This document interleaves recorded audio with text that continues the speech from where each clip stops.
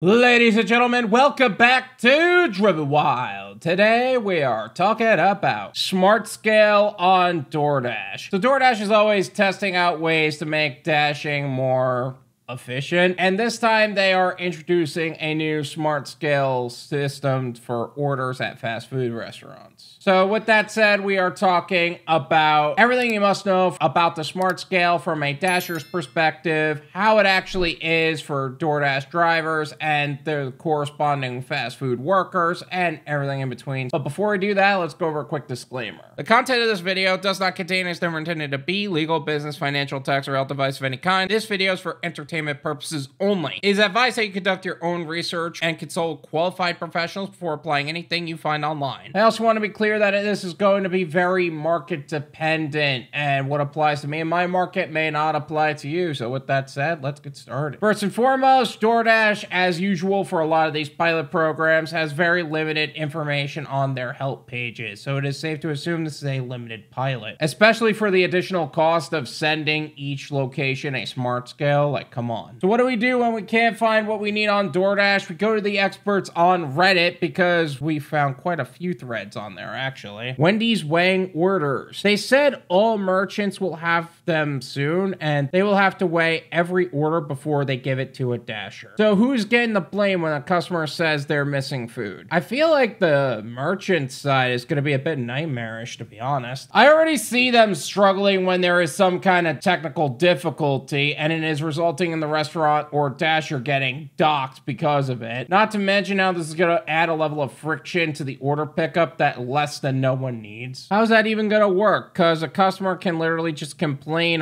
that it was not correct, even if the ticket says it is with the weight, and get someone who didn't pinch their food in trouble. I see what they're trying to do, but it's not going to help anything. It's literally the same as if someone said the whole food item is missing, but the receipt says it's not missing. I don't know. The scale thing just genuinely confuses me, because you know it's not going to be accurate. I think they're doing this to find some way to find out who is accountable for what. In my mind, they would have to weigh each individual menu item beforehand into some restaurant profile system to get accurate readings of what's in each order. If it is accurate before it leaves, the merchant is in the clear. If the customer is lying, it is the idiot driver who is still most likely going to get the blame. So in reality, this doesn't really help drivers much. That said, we wouldn't be blamed for the drivers here. I'm guessing the scale proves the order was right when it left the store, meaning Wendy's won't have to take the hit if the food is missing. So if the customer states the food is missing, lying or not, Wendy's can prove they had nothing to do with it. The weight was correct. So either the customer is lying or the dasher fucked up or stole the food. Either way, they will tell DoorDash to leave them out of it. I'm guessing they will be a lot of slop in the weight system, but it will be close enough that unless you are ordering hundreds of things, will throw an error if it's under or over the weight. So if the order is supposed to weigh 2 pounds, it can be a plus or minus a small percentage off the 2 pounds for the order to get a sticker printed and the order confirmed ready to go. This won't stop a customer from complaining about not getting pickles, but it would stop the dasher from saying they never received 3 hamburgers from the cashier. That's what I'm saying. They would have to set this all up prior, and then they would have to find a way to keep the restaurant in the clear. I doubt it will have this desired effect, though. In fact, I could see how this would end up causing more account violations from the customer side, forcing more wrongful deactivations. Participation required. I got that message once and ignored it, just like the Wendy's employees did. Okay, you see, that'll be an inherent flaw in the system. If neither party participates, then the result will be the same. In fact, I would say if you didn't weigh it, they should be immediately found guilty. Just like how we would be found guilty for not putting in a photo for our contactless delivery. Positive feedback. The end on false missing item requests looks like. I hope it will help people who actually do have a missing item, as it helps DoorDash on people who falsely claim a missing item. You know what? I hope that customers who are making false claim requests are held accountable, and those who are caught up in their reputation get treated better. That said, for some reason, I doubt this will accomplish that intended result. I feel like this is going to lead to a lack of diligence and an increased number of violations on the driver, not to mention the employees in these restaurants. It is more for a determining how efficient your employees are, not necessarily for fraud or theft protection. It is only a matter of time when robots are preparing and packaging our food. Everything will be to the gram. No more missing sauces, even no pickles will be detected. I feel like we're always going to have the conversation of robots will take over, and that tunes out everyone in the conversation. It's so funny. We kind of know that that's what they're trying to do, but we're not intimidated nor interested in the subject. The number of videos online showing homeless people breaking into them, falling all over the place, hitting into fire hydrants onto their backs is impressive in its own right. I just read an article about a